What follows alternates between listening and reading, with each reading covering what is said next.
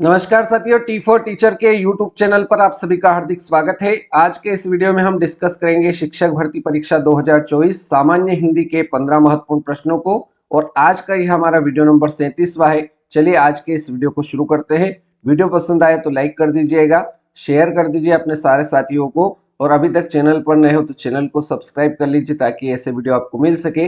और आखिरी में आपको एक काम करना है कि यह वीडियो आपको कैसा लगा ये आपको कमेंट के माध्यम से बताना है। तो चलिए आज के इस वीडियो के पहले प्रश्न की ओर बढ़ते हैं। आज का पहला प्रश्न है, किस रस का संचारी भाव, किस रस का संचारी भाव उग्रता, गर्व, हर्ष आदि है। किस रस का संचारी भाव उग्रता, गर्व, हर्ष होता है? तो ये वीर रस का होता है। तो हमारा करेक्ट आंसर ऑप्शन ए सही जवाब रहेगा। अगले प्रश्न की ओर बढ़ते हैं। प्रश्न संख्या 2।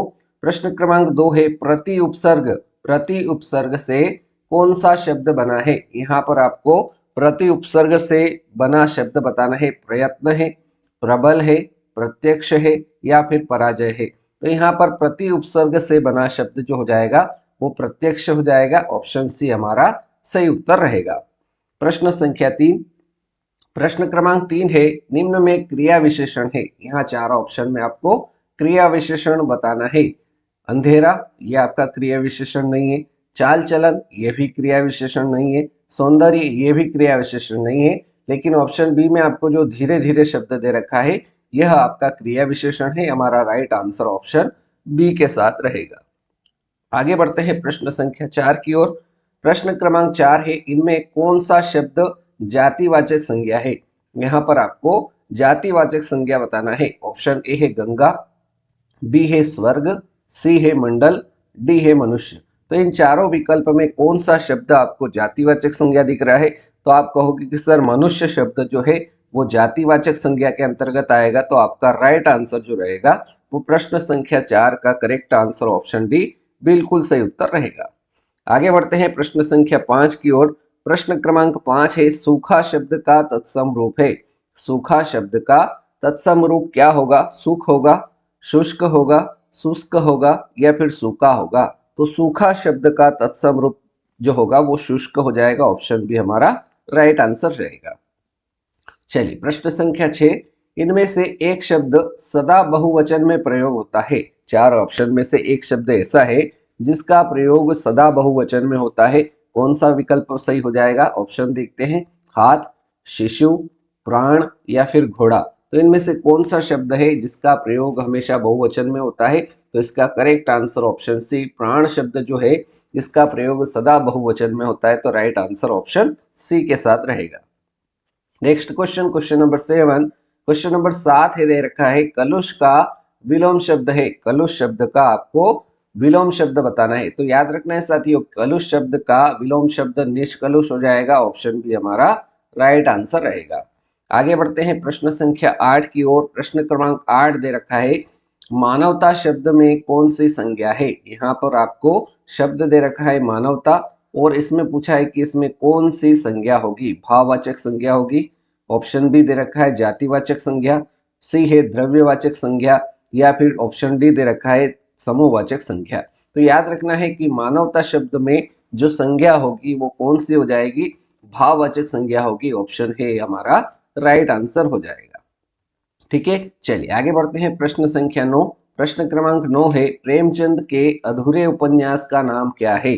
प्रेमचंद के अधूरे उपन्यास का नाम बताना है। गबन है, रंगभूमि, मंगलसूत्र या फिर सेवा सदन। तो इसमें से कौन सा उपन्यास प्रेमचंद का अधूरा उपन्यास का नाम है?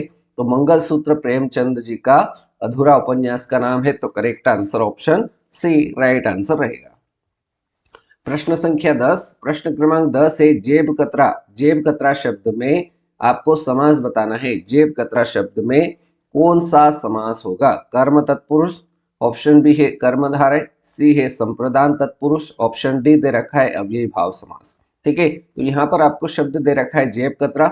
जेब कतरा शब्द में कौन सा समास होगा? तो जेब कतरा का अर्थ होगा जेब को कतरने वाला। तो यहाँ पर इसमें जो समास होगा वो समास हो जाएगा कर्म तत्पुरुष। ऑप्शन ए आपका बिल्कुल राइट आंसर रहेगा। चलिए अगला प्रश्न देखते हैं। प्रश्न संख्या 11। मुह शब्द में प्रयुक्त चंद्र बिंदु है। मुह शब्द के ऊपर ये जो चंद्र बिंदु है यह क्या है? शिरोरेखा है, अनुस्वार है, अनुनासिक है या फिर नासिक है? तो याद रखना है साथियों, मुंह शब्द में प्रयुक्त उपट जो चंद्र बिंदु है वह अनुनासिक है। करेक्ट आंसर आपका विकल्प सी के साथ रहेगा। अगले प्रश्न की ओर बढ़ते हैं। प्रश्न संख्या 12।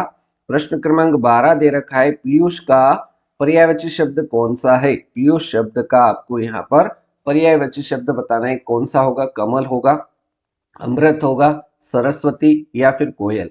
तो यहाँ पर पीयूष शब्द का आपको पर्यायवाची बताना है, तो पीयूष का पर्यायवाची शब्द अमृत हो जाएगा। ऑप्शन बी आपका बिल्कुल सही जवाब रहेगा।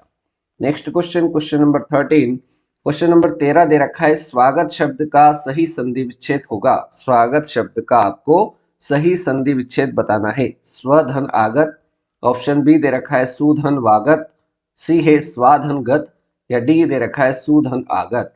तो स्वागत शब्द का सही संधि विच्छेद साथियों क्या हो जाएगा? सुधन आगत। ऑप्शन डी आपका करेक्ट आंसर रहेगा। अगला प्रश्न देखते हैं, प्रश्न संख्या 14। प्रश्न क्रमांक 14 है, कामायनी। कामायनी किस युग की रचना है? कामायनी किस युग की रचना है? प्रगतिवाद की, ऑप्शन बी है रहस्यवाद की, सी है छायावाद की, ऑप्शन डी दे रखा है प्रयोगवाद की। तो याद रखना है साथियों, कामायनी किस युग की रचना है? छायावाद की रचना है। ऑप्शन सी आपका राइट आंसर हो जाएगा। कामायनी किसकी रचना है? ये भी प्रश्न अगर आपसे पूछा जाए, कामायनी किसकी रचना है, तो कामायनी जयशंकर प्रसाद जी की रचना है। किसकी रचना है? कामायनी जयशंकर प्रसाद की रचना है। अगर एक प्रश्न आपसे पूछा जाए कि छायावाद का जनक किसे कहा जाता है, तो छायावाद का जनक कहा जाता है जयशंकर प्रसाद को। ये दोनों चीजें आपको अपने नोट्स में नोट कर लेना है। चलिए अगला प्रश्न, आज के इस वीडियो का अंतिम प्रश्न है। प्रश्न क्रमांक 15, बिजली गिरना।